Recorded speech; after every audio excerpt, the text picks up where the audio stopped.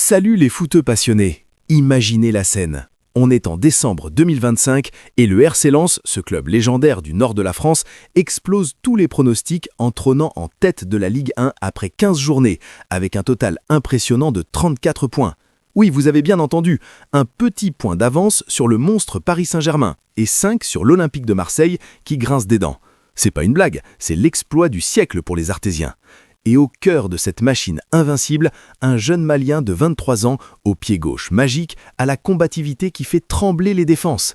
Mamadou Sangaré, la pépite qui redonne des frissons au foot français. Dans cette vidéo, on décortique son ascension fulgurante, ses stats folles, son parallèle avec une légende et comment il pourrait bien enflammer la CAN 2025. Si vous adorez les histoires de foot authentiques, abonnez-vous maintenant, likez pour booster l'algo et activez la cloche pour ne rien louper. Accrochez-vous, ça va être explosif. Tout commence par une histoire belle comme un conte africain. Mamadou Sangaré, né le 26 juin 1998 à Bamako, au Mali, grandit dans les rues où le foot est une religion. Avec son physique imposant, 1,82 m pour 75 kg, et son pied gauche soyeux, il tape dans l'œil des recruteurs tôt. Formé localement, il rejoint ensuite l'Europe via le Red Bull Salzbourg en 2021, avant de s'imposer au Rapid Vienne en Autriche. Là-bas, en Bundesliga, il dispute 50 matchs, marque 5 buts et délivre 4 passes décisives. Mais c'est sa vision du jeu et son endurance qui font craquer Lens.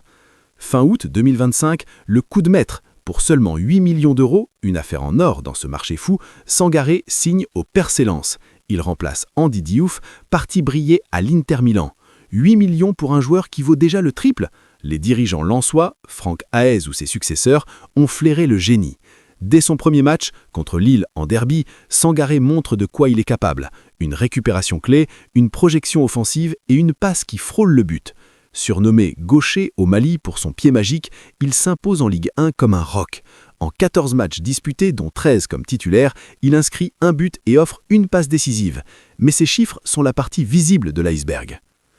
Plongeons dans les chiffres pour comprendre pourquoi Sangaré est indispensable. Selon les données de SofaScore et Transfermarkt, il affiche un taux de passes réussies à 88%, avec 42 tacles remportés et 92 duels gagnés cette saison.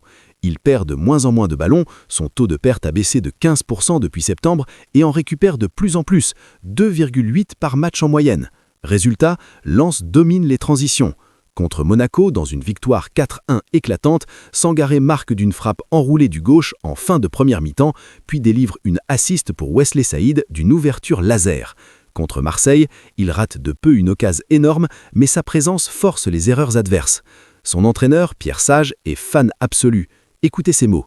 Sa puissance ne croît pas depuis les débuts de toutes ces belles choses, elle augmente avec régularité.